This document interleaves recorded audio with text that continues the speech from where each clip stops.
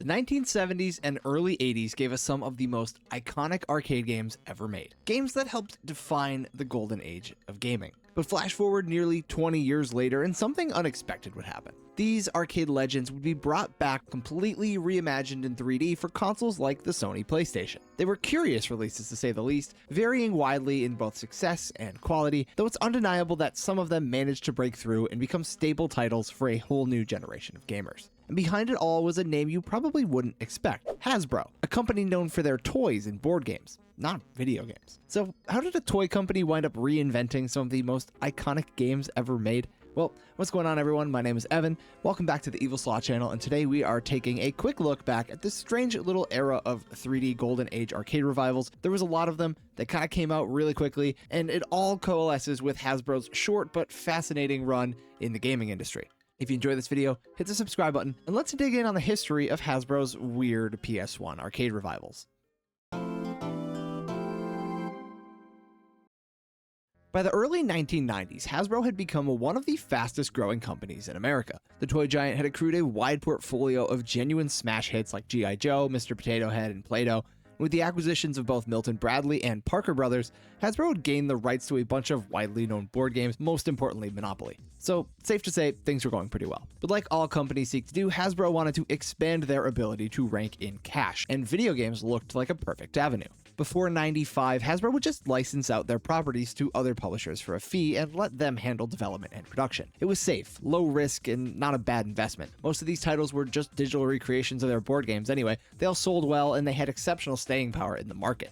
But in 1995, Hasbro decided to take matters into their own hands, creating a new publishing division focused on PC games. They called it Hasbro Interactive Entertainment. For the first time, the toy giant would have full control over what projects got made, and more importantly, which developers would handle them. You know, the things that publishers do. Their first few games were naturally video board games, but they sold pretty well and revenues were solid.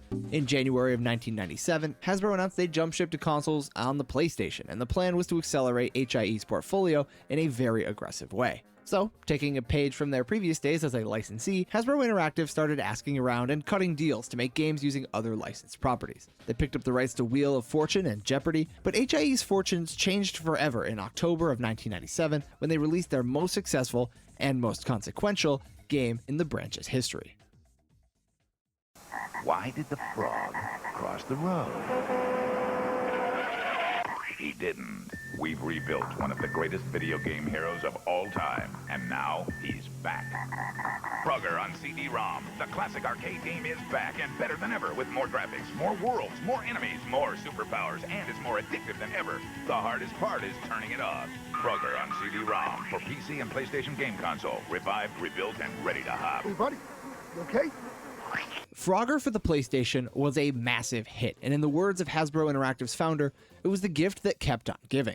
Developed by Sony Computer Entertainment Cambridge under license from Konami, Frogger is a 3D adaptation/reboot of the 1981 arcade original, featuring a number of unique challenges for our titular hero to overcome. Each of the game's 9 zones are split up into several different sublevels, like a remake of the original arcade street, a forest infested with bees, a dark, scary cave, and this level, which is definitely an OSHA violation. Everything here is pretty open-ended, and your goal is to find 5 colored frogs throughout each of these maze-like stages. The music and graphics are simplistic, but I think the art style is nice, and Frogger's character model is pretty charming. And if you haven't noticed already, the whole game operates using a grid-style movement system, with one press of the D-pad moving Frogger 1 square in the corresponding direction. There's a few exceptions here and there, like this sliding section in the cave, but on the whole, this grid-style movement is satisfying and responsive. The one elephant in the room about Frogger on PS1, I've yet to address it, but if you played this game, you probably know it is brutally hard. Frogger on PS1 will kick you when you're down and spit on your grave, and I can imagine if you have memories of this game, you definitely remember how difficult it was. This is old school hard. Everything kills you in one hit, 3 lives, and it's right back to the title screen. And to be honest, this game has some creative levels, but to see everything Frogger has to offer, get ready to put your nose to the grindstone because it ain't coming easy. Better yet, fun fact, this game is unintentionally hard in NTSC regions like North America and Japan. Since Frogger was developed by a British studio, it was designed using the PAL standard of 50 Hz refresh rate, but the speed wasn't adjusted when it was sped up to NTSC's 60 Hz. So everywhere else in the world, Frogger runs a tad hot, making a hard game even more punishing to everyone playing outside of Europe. Perhaps due to this crushing difficulty, critics of its day weren't kind to Frogger. But none of that criticism would end up mattering because the game was a towering sales success. Over the course of its life, Frogger would sell over 6 million copies, with a little help from every frog's best friend, Jerry Seinfeld. According to Hasbro Interactive's founder, Tom Dusenberry, he was given advance notice from Larry David himself that the show was planning an episode based around Frogger. Double jump! Eat the fly! Eat it! Thanks a lot. Beat it, punk. The game was about a year old at this point, but Dusenberry ordered Hasbro to load up every store they could with fresh stock of the game, and it worked like a charm. Seinfeld's episode led to a huge boon for sales, and Frogger would end up among the top 30 best-selling PS1 titles. But perhaps most importantly for this video's sake, Frogger would also cement an idea within Hasbro Interactive, one where these 3D arcade revivals were not only a good idea, but a proven moneymaker. So just a few months later, HIE would scoop up the dormant remains of Atari, including the rights to the brand and all of their intellectual properties. Suddenly, they had a huge net of licenses to already grab from, and that didn't stop them from going out and getting a few more. With a whole host of coin-op classics ready to be remade, Hasbro got busy, and within 2 years, there was a whole slew of these games for the PS1, PC, and more. Inspired by fears of all-out warfare from the Cold War, 1980's Missile Command took an unsettling concept and made a really fun game out of it. So it's kind of a shame that the PS1 iteration here went for a much more generic alien invasion theme, though I can understand why they chose to play it safe. Missile Command features 2 main modes, Classic and Ultimate. In fact, most of the games I'll be talking about have both of these modes in some form, so let me get ahead of this one now, and I apologize if I start to sound like a broken record. Anyway, Classic mode is your basic Missile Command, although there's no option to switch to the original pixel graphics. I think those look way better than whatever look they were going for here. In all honesty though, it just plays fine enough. Things don't really speed up until wave 7 or 8, but otherwise it's alright. Certainly a way to play old school Missile Command, but definitely not the best. Probably the biggest shame here is the lack of trackball support, a peripheral the PS1 actually did have around this time. Unfortunately, that controller emulates the PS1 mouse, and this game doesn't support either, so it doesn't work.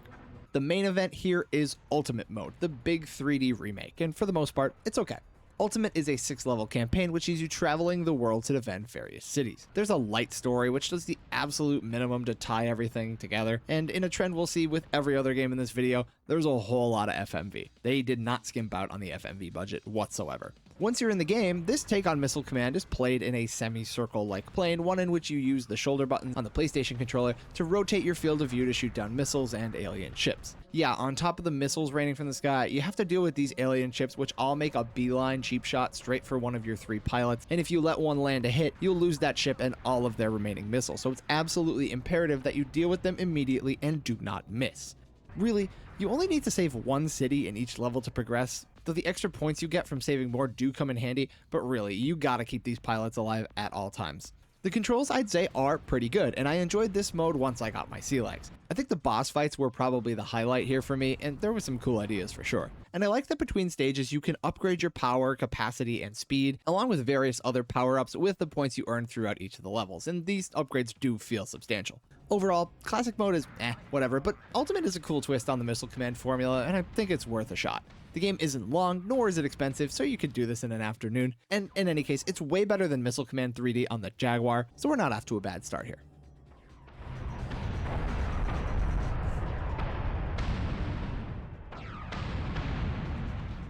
Centipede is next, and this one actually came out before Missile Command, but it's my video and I'm gonna do what I want. We have another arcade mode off the bat, and this time we get the 1981 original, recreated with its pixel graphics intact. However, that's the only good thing I have to say about this, because Classic mode somehow manages to be completely terrible. This plays so badly, and there's 2 big reasons for it. One, your shooter moves way too slow by default, and the only way to speed it up is by holding square at all times. It's uncomfortable to do this while mashing X to shoot, and the stark difference between the 2 speeds will get you killed. And making matters way worse, this game just doesn't run well. This isn't 60 frames a second, I don't think it's 30. I mean, it's one thing for a fully 3D game to have performance issues on the PS1, but this absolutely should not. And again, no trackball support, so this is pretty much as bad as it gets. Thankfully, Ultimate Mode is here to save the day. You play as Wally, this quote, legendary hero tasked with piloting a centipede blasting tank known as the Shooter, and it's pretty generic. At the start of the game, you'll be placed in a variety of really boring looking stages, blasting away at waves of centipede until you move on to the next section and do the same thing again and again and again. Seriously, Centipede is extremely repetitive. I guess you could say the same about Missile Command, but it feels way worse in this one. By default, Centipede plays out from this top-down camera angle, which is fine, but I think this point of view behind the player really showcases that big 3D feel they were probably going for. Unfortunately, it's also the hardest angle to play the game at since you can't see what's behind you, so pick your poison, I guess. Otherwise, yeah, it's just blasting away at centipedes over and over again. Sometimes you have to rescue a civilian here and there, and there's very few occasional power-up drops you'll find, but most of the time, it's just you, the default pea shooter, and the centipedes. If I paid $40 for this back in the day, I'd be pretty disappointed. It's also worth noting that Centipede would get a port to the Sega Dreamcast, and while it looks and runs much better, it's essentially the same game. A few of these Hasbro games actually made the jump to the Dreamcast, so whenever it's relevant, I'll make a note.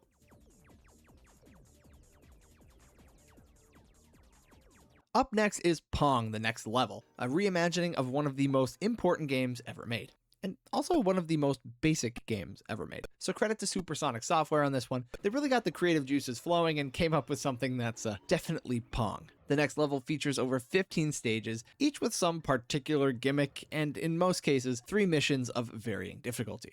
The first level is an ice cap with some slippery physics. There's a soccer pitch level which has you controlling 2 paddles at once. And then there's this Mayan jungle stage which features some of the most BS obstacles I have ever seen in any game. These rolling logs in the middle of the arena just send the ball flying back your way. It's damn near impossible to effectively keep up with it.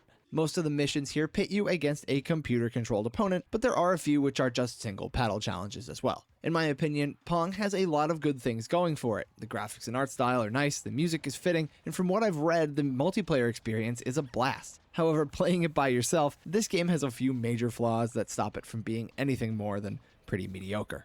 First off, during my gameplay, I experienced multiple hit detection issues, which I'd say is a pretty big issue in a Pong game. It's hard to describe exactly, easier to feel when you're playing it, but in my experience, there were a fair number of times where I thought hits didn't register on the top and bottoms of the paddle, and when you're just a second late on a ball, it will just phase right through and give a point to the other side. On top of that, the controls here in general are just very touchy, and your paddle moves way too quickly. The game could have really benefited from some type of analog dial similar to how the original Pong controlled, but understandably that would be a tough sell for just one game on the PlayStation. Not to mention the AI here is extremely hot and cold. It could be missing every shot up until match point, and then it becomes Lionel Messi on steroids. Just look at this instance in the soccer level. The other team had just scored on me. I'm trying to throw the ball in, and it's following my every move with absolute perfection.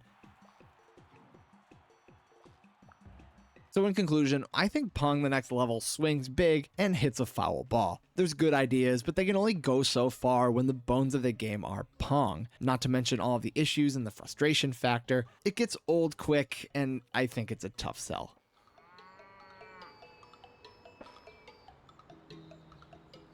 Q*bert is next on the docket, and like Missile Command, that's one I kind of came around on. Before we get into the game, these menus are pretty damn ugly, even by PS1 standards. I know this is super nitpicky, but just look at it, and there's a clear infection of Comic Sans all over this game. Certainly a product of its time. I love it and hate it at the same time. But my experience with Q*bert started off pretty sour. I just couldn't get used to the controls. Now, this has always been a point of contention for Q*bert given the game's isometric angled view, and for about 30 minutes, I couldn't get this dude to go anywhere I wanted. It was an exercise in frustration, but like all things, the pain eased with time, and eventually I started to enjoy myself. The game offers 2 modes. You guessed it, Classic and Adventure. The former allows you to play the arcade game with either 3D or original graphics, and Adventure mode sees Q*bert trying to save his friends by clearing a number of varying levels. Adventure is the clear standout here with interesting stage shapes, power-ups, and enemy variety. It's nothing world-shattering, but it's also hard to expect too much from a Q*bert revival which aims to stay pretty close to the source material. You're just changing blocks all day and all night. Once you're in the groove, it's easy to fall into a zen-like state here, and I think it's pretty good. And just like Centipede, Q*bert also received a port to the Dreamcast. Again, just cleaner visuals and much, much better menus. Overall, Q*bert is plenty fine.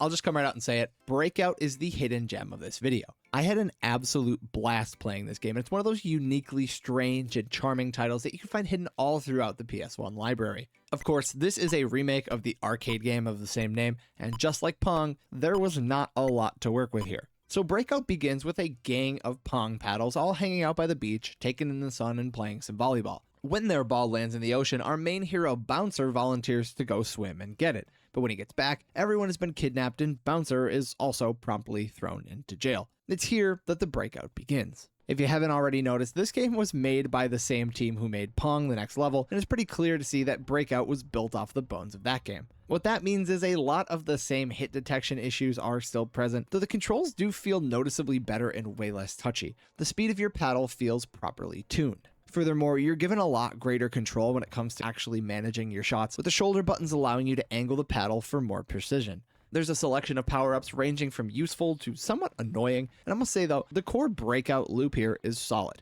And that's a very good thing, as you'll be doing it for like 85% of the game, but I argue it's the other 15% which pushes Breakout above and beyond. In between brick breaking, you'll take direct control of Bouncer as he runs from wolves, fights to the death with ducks, and even holds a mano-a-mano duel with a freaking dragon on top of a castle. It's clear that the team at Supersonic wasn't afraid to take creative liberties wherever they saw fit, and this short 2-hour adventure to rescue Bouncer and his friends ends up becoming way more memorable than it has any right to be. It's weird in the best way possible, and even the classic Breakout style levels present creative and interesting twists. Like this battle against a bunch of chickens ended up being way more tense than I thought it would be, and I loved every second of it. Yes, the frustration factor does rear its head once in a while, but I was having way too much fun with this one to care.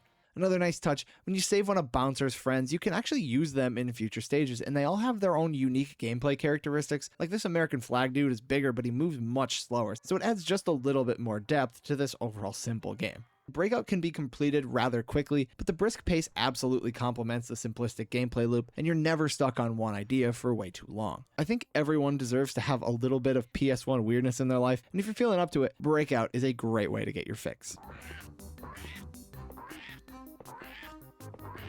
If I had one word to describe Galaga Destination Earth, it'd be sterile. Nothing about this game makes a particularly strong impression. It looks generic, sounds generic, and I wouldn't be shocked if you mistook this for some PS1 homebrew of Star Fox 64 at a quick glance. The game was the product of a partnership between Hasbro Interactive and Namco this time around, and while I don't love the original Galaga to begin with, it always holds a special place in my heart due to it being my mom's favorite game ever.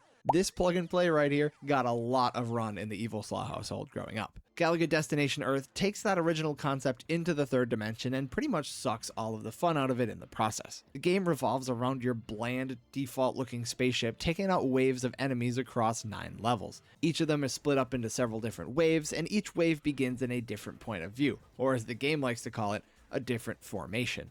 Alpha is this 3D Star Fox-like POV, Gamma is top-down like the original, and Delta is a horizontal side-scroller. It's interesting at first, but none of these gameplay styles feel particularly great, and the whole sense of variety goes out the window once you realize that most of the game takes place in the Alpha view.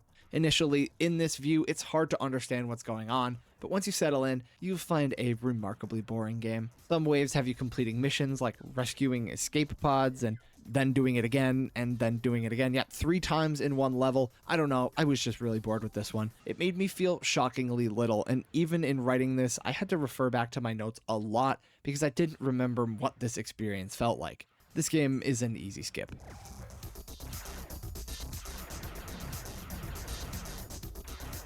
And rounding out the bunch today is Frogger 2: Swampy's Revenge, and wow, what an improvement from the first game. Developed by Blitz Games, a new developer this time around, Frogger 2 tells the tale of our main man and his lady friend Lily as they fight to rescue their babies from the hands of Swampy. And he freaking hates that frog, let me tell you. The game literally starts with Swampy abducting Frogger's kids. I mean, come on guy, isn't that a little much? So it's up to Frogger and Lily to get their kids back, and the ensuing game is a platformer that's surprisingly well worth your time. Graphically, Frogger 2 looks a lot better than the first, save for our hero's character model and the jump animations. In my opinion, both of those take a step back, though the environments here are awesome. They're full of detail and moving parts, they really feel alive, and it all complements this game's redesigned, more linear structure.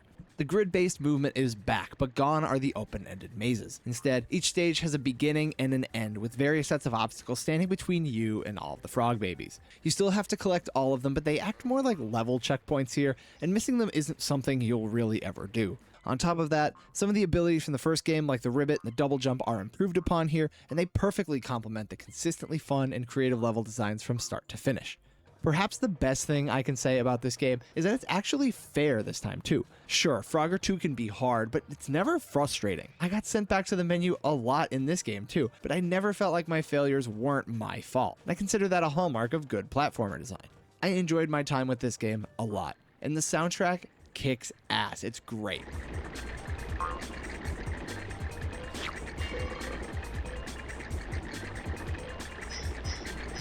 One thing you can always count on with this generation is that so many games doubled as a drum and bass album somebody always wanted to make, and Frogger 2 is no exception. Perhaps the worst thing I can say about Frogger 2 is its performance. Sometimes the game clearly bites off more than it can chew, and the frame rate noticeably tanks. A PS1 game with performance issues is no shocker, but the frame rate is directly tied to the controls, so you're gonna feel it. One solution to this is play the game on Dreamcast, where it looks much cleaner and runs at a smooth 60. I'd recommend that option if it's available to you.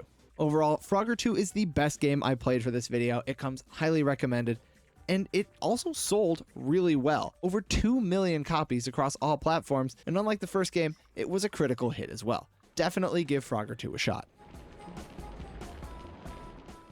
So that pretty much covers Hasbro Interactive's lineup for arcade revivals, at least on consoles. Many of these games would see versions released for the Game Boy Color in expectedly demade fashion, and over on the PC, Hasbro partnered with Namco again to release the well-received Pac-Man Adventures in Time.